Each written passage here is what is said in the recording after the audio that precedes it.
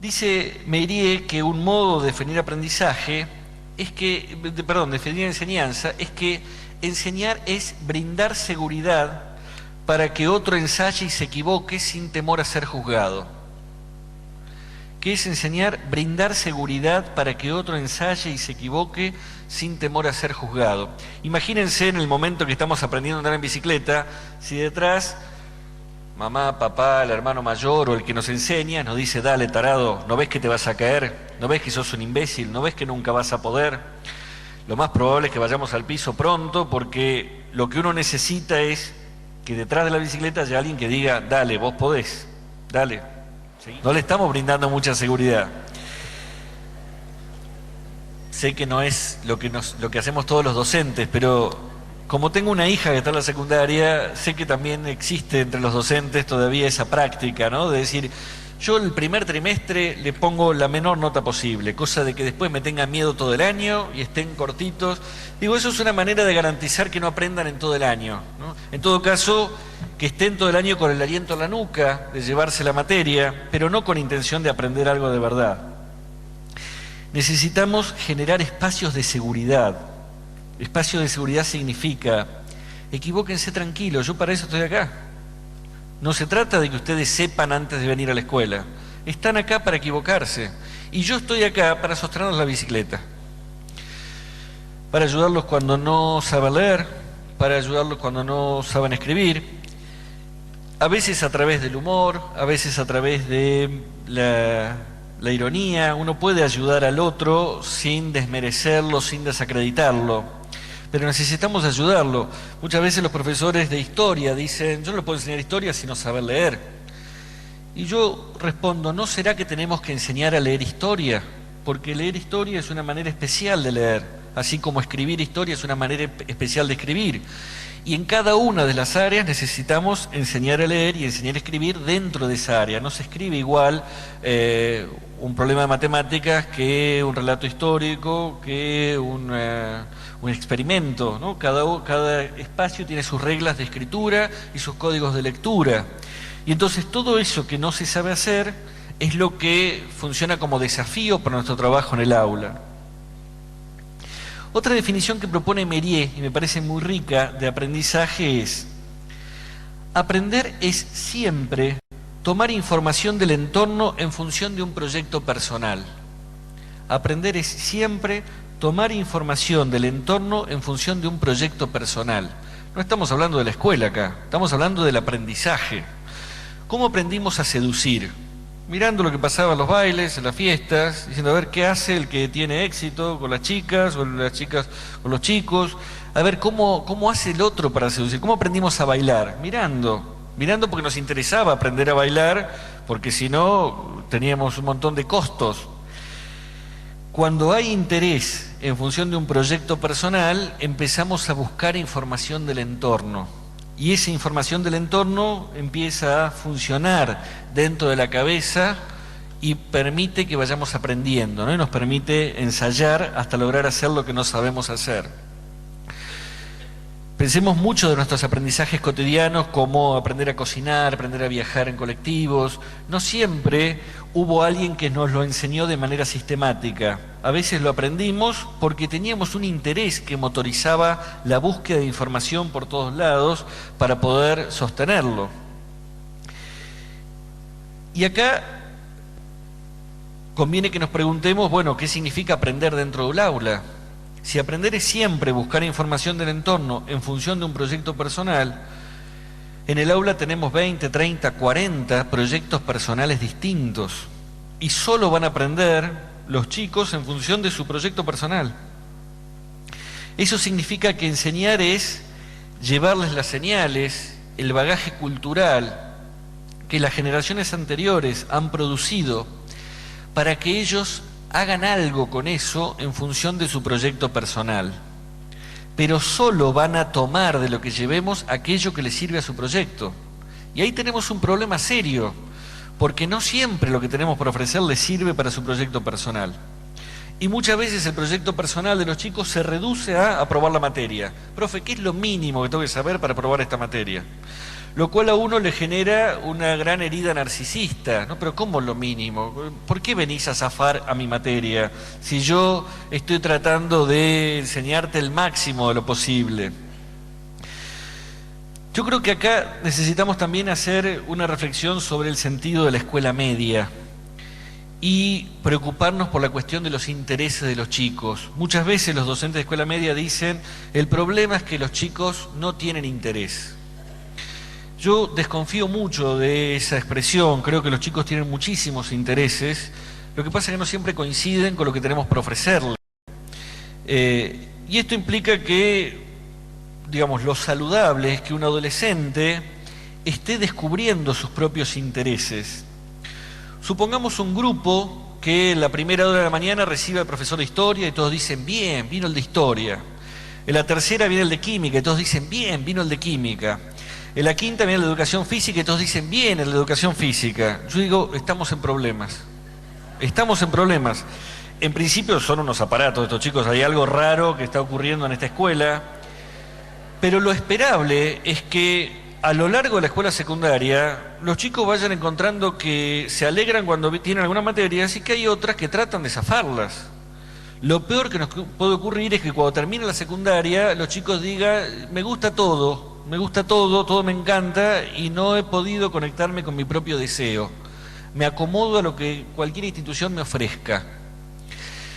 Si el objetivo de la escuela media es que cada uno vaya encontrándose con su propio deseo y construyendo su propio proyecto, esto implica que algunas de las cosas que les enseñemos les van a interesar y otras no.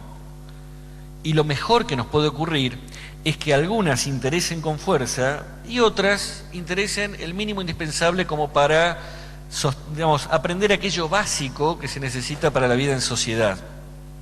Claro, esto implica una herida narcisista fuerte, sobre todo para aquellos que se apasionan o nos apasionamos por lo que tenemos para enseñar. Yo creo que el principal déficit de la escuela media no es la falta de interés de los alumnos, sino en muchos casos la falta de interés de los profesores. ¿Y esto por qué? No para culpabilizar a los profesores, sino porque efectivamente la vorágine cotidiana de la escuela muchas veces nos lleva a que uno empieza a la mañana y sabe que tiene una larga cantidad de horas de clases por delante, y a veces eso agobia, abruma, y muchas veces uno empieza a desgastarse en ese cariño, en esa pasión por la materia que enseña. Y yo creo que nunca vamos a lograr saltar el lunes de la cama contentos porque sonó el despertador. Digo, eso sería un disparate en cualquier ámbito laboral. Pero creo que sería interesante volver a vincularlos con nuestro propio proyecto personal, con nuestro propio interés en la materia que enseñamos. Los chicos se encuentran cotidianamente con diferentes discursos en los medios de comunicación, en la circulación de las tecnologías de información y comunicación, y muchos de esos discursos les ofrecen basura, pero en general lo ofrecen con un entusiasmo que dan ganas de quedarse mirando, ¿no? Prendan la televisión en el horario en que miran los adolescentes y van a ver un conductor que dice, ahora viene basura, pero no se lo pierdan. Y uno dice, ¿qué tendrá esto de interesante? Y se queda esperando y efectivamente después hay basura, pero bueno, me lo vendieron como algo interesante. El mismo chico llega a la escuela y se encuentra con un docente que dice, bueno, a ver, ¿por dónde vamos? Polinomios. Los polinomios, digamos, ¿a quién le vamos a vender interés por los polinomios si empezamos aburridos nosotros de lo que tenemos para enseñar? Y yo creo que cuando un docente pierde el interés por lo que enseña, la primera víctima son sus estudiantes. Es muy difícil que eso que tenemos para ofrecer pueda entrar en el proyecto personal de alguno de los que están ahí. La segunda víctima es el mismo docente, porque realmente si a lo largo de la escuela, de toda la semana, lo que uno hizo fue aburrirse con lo que hacía, estamos perdiendo nuestra vida. Y pensar que estamos enseñando lo que no nos interesa enseñar es realmente esperar 30 años a que llegue el momento de jubilarnos. Yo creo que lo más rico y que uno puede encontrar en los paneles y en las presentaciones es que uno puede enamorarse de lo que enseña e ir con esa pasión al aula. Cuando uno ingresa al aula con pasión, con entusiasmo, con ganas de enseñar algo, no va a generar interés en todos los alumnos, pero por lo menos va a generar inquietud. Va a decir, ¿qué tienen las matemáticas que este tipo lo pone así? ¿Qué tiene la música que este tipo viene como tan entusiasmado con esto, ¿no? Ese interés que a veces genera la publicidad también va a generar a los chicos, y es probable que después diga, mire, profe, la verdad, sigue sin interesarme la materia, pero por lo menos le agradezco por cómo me la enseñó, porque le puso onda, ¿no? Le puso ganas. Solo de esa manera, algo de lo que tenemos para enseñar puede entrar en diálogo con el proyecto personal del otro. No estoy diciendo con esto que los chicos tengan que nuestros proyectos tengan que ceñirse al interés de los alumnos, para nada. Ni tampoco estoy diciendo que los chicos tengan que venir con cierto interés a la escuela. Se trata de generar, de suscitar intereses. Nadie se interesa por lo que no conoce. Si nosotros le enseñamos a los chicos solamente lo que les interesa, nos vamos a quedar atrapados en lo que ya saben. Nuestro desafío es mostrarles lo que no saben, pero puede llegar a enamorarlos, puede llegar a desafiarlos. Nuestro trabajo es ir con nuestro propio interés por el conocimiento a mostrarles el desafío que implica meterse en la dinámica de esa disciplina de conocimiento que tengo para llevarles, porque ahí hay algo interesante por delante. Nuestro desafío es generar interés, y por eso creo que más que pensar en marzo, si los chicos tienen intereses o no, la pregunta es en noviembre si hemos logrado suscitar intereses o no. Y también insisto, con los desniveles que implica el interés y el proyecto personal. Todos nosotros hemos llevado adelante muchísimos proyectos personales, pero en medio de la búsqueda uno también decae. Y a veces lo mismo que nos apasiona, en algún momento nos desgasta y nos cansa. Hay gente que es apasionada por el teatro, por la danza, pero a veces no tiene ganas de ensayar o no tiene ganas de reunirse con su grupo de teatro porque, bueno, hay otras cosas que lo entusiasman más. Entonces, el interés no es un capital siempre estable. El trabajo de enseñanza es ayudar al otro a sostener esos proyectos y entender que ese interés, si se sostiene y si se incrementa, va a lograr hacer posible el proyecto de aprendizaje del otro. No es verdad que los chicos no tengan intereses. Donde hay un sujeto, hay alguien que aprende. Decía Shakespeare, allí donde voy yo, va mi aprendizaje. Y yo creo que es una buena frase para pensar que allí donde van nuestros alumnos va su aprendizaje. Nuestro desafío es tratar de meter algo, aunque sea un bocadillo, adentro de ese aprendizaje y de ese proyecto. Dice Hannah Arendt que el actor, el que hace algo, no solo es actor, sino que también es agente pasivo. Dice, debido a que el actor siempre se mueve entre y en relación con otros seres actuantes, nunca es simplemente un agente, sino que siempre y al mismo tiempo es un paciente. Hacer y sufrir son como las dos caras de la misma moneda, y la historia que un actor comienza está formada de sus consecuentes hechos y sufrimientos, ¿no? Quizá más que sufrimientos habría que hablar de padecimientos, ¿no? Yo hago, pero también padezco. Y uno puede pensar el trabajo del aula como un lugar donde actuamos y padecemos. Es cierto que por lo que escuchamos en los recreos parece que padecemos más de lo que actuamos, pero en el aula todos actuamos y padecemos. Actuamos y padecemos los estudiantes que tenemos y ellos actúan y nos padecen. Y actuar y padecer significa entrar en una red de relaciones y de la acción del otro que puede potenciarnos o depotenciarnos. Puede hacer que salgamos todos diciendo, odio estar en esta aula, alumnos y docentes, o que salgamos todos diciendo, mira, la verdad que pasó algo interesantísimo. No imaginaba que con los polinomios podía pasar eso, pero pasó algo muy interesante en esta hora de clase. Alguien planteó una pregunta, a mí me hizo pensar, otro planteó otra cosa, y no sé, algo pasó que me generó una movilización, que me generó una potencia que no tenía antes de entrar. Y uno puede pensar entonces que el trabajo del docente es el de mediar en esa red de acciones y de padecimientos que es el aula. ¿Qué es entonces, como para ir cerrando, una buena práctica? Una buena práctica es la de aquel docente que no sabe todo lo que va a pasar en el aula, pero sí sabe lo que quiere ofrecer y que está enamorado, interesado en aquello que quiere ofrecer. Una buena práctica no es la del docente que tiene éxito en el aprendizaje en sus alumnos, pero sí es la del docente que ha dado el máximo de sí mismo para favorecer ese aprendizaje. Una buena práctica no es la del docente que enseña lo que les interesa a sus alumnos, sino la de aquel docente que logra generar interés en sus estudiantes. No es una buena práctica la de aquel que se queda lo que los chicos saben, o que queda atrapado en lo que no saben cuando empiezan con mi materia, sino aquel que genera que cuando terminen mi materia saben más que antes. No enseña quien ofrece respuestas sin preguntas, y no es inclusiva la escuela que ofrece almuerzos en lugar de ofrecer enseñanzas. Yo insisto mucho con esto, que muchas veces nos problematizan las escuelas. Si nosotros nos quedamos atrapados en el dar de comer, estamos privándolos de aquello que es efectivamente el alimento que tenemos para dar en las escuelas. Y aquí podemos pensar que la ética del docente se basa en cuánto somos capaces de enseñar cotidianamente en las escuelas, cuánto somos capaces de ofrecer en enseñanza al otro, porque ahí radica nuestra transformación política. Un docente no hace política simplemente cuando va a votar, aunque es bueno que vaya a votar. Un docente no solo hace política participando en el sindicato, aunque es bueno que participe en el sindicato y que demande mejores condiciones para su trabajo.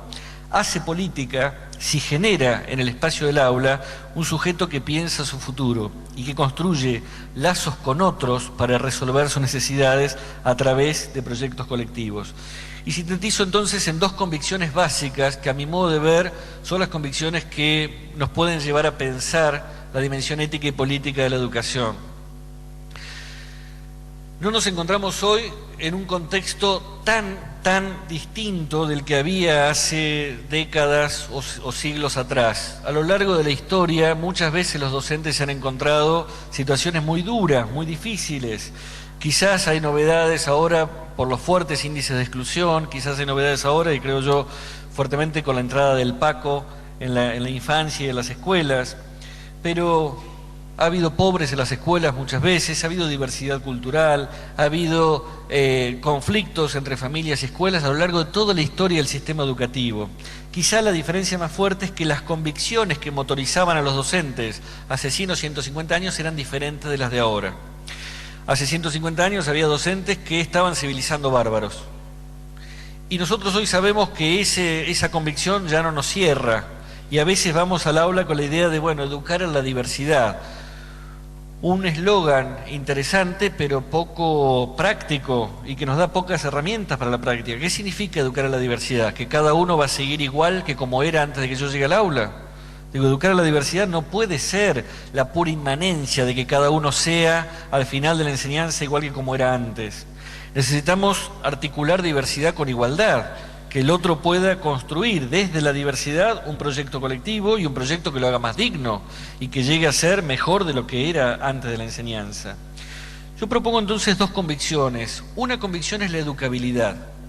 Plantea Philippe Mérier que la educabilidad es un axioma, es una convicción básica del docente. En los últimos tiempos se menea bastante el concepto de educabilidad y se analiza si los jóvenes que entran a nuestras escuelas son o no educables. Y Philippe Mérier plantea algo que para mí es claro. La educabilidad es la convicción del docente. Todos los que están ahí son educables y merecen mi enseñanza. Ningún docente tiene derecho a evaluar si el otro tiene derecho a estar en su aula. Al revés, la convicción que nos mueve es que todos los que están en el aula tienen derecho a estar ahí y tienen el derecho de exigirme el máximo de mi enseñanza. Y esa es mi responsabilidad. No puedo estar evaluando si el otro es o no educable, porque eso es el principio que nos mueve. El principio de creer que el otro puede cambiar. No podemos educar si no estamos convencidos de que el otro puede cambiar. Si el otro no puede cambiar, ¿para qué lo tenemos en la escuela 15 años? Lo tenemos 15 años porque estamos convencidos de que a lo largo del proyecto formativo va a ser diferente de lo que es ahora. Y esto significa que lo que es ahora es un punto, es una foto en el recorrido de un proceso que nos va a llevar a ser mejores, ¿no? Que va a llegar a que hagamos todo lo posible para que sean mejores. Insisto, podemos no tener éxito, pero que sea la práctica la que nos muestre que no tuvimos éxito, a pesar de que dimos el máximo nosotros, y no el principio de evaluado de, bueno, primero que me traigan chicos educables y después yo veo qué hago con ellos. Y el segundo principio es la educatividad de la cultura. Yo creo que Hay un cáncer que corroe por dentro la educación, que es la idea de que los chicos no pueden aprender, y la contracara, que es que nosotros no tenemos nada para enseñarles. Esto es una convicción que a veces he encontrado en escuelas de sectores populares y sectores de élite. ¿No? En sectores populares los maestros dicen, y estos chicos, imagínate, con el lugar donde viven, con la familia que tienen, con el futuro que tienen, ¿para qué les va a servir lo que yo les voy a enseñar? ¿Qué les voy a enseñar? ¿Matemática?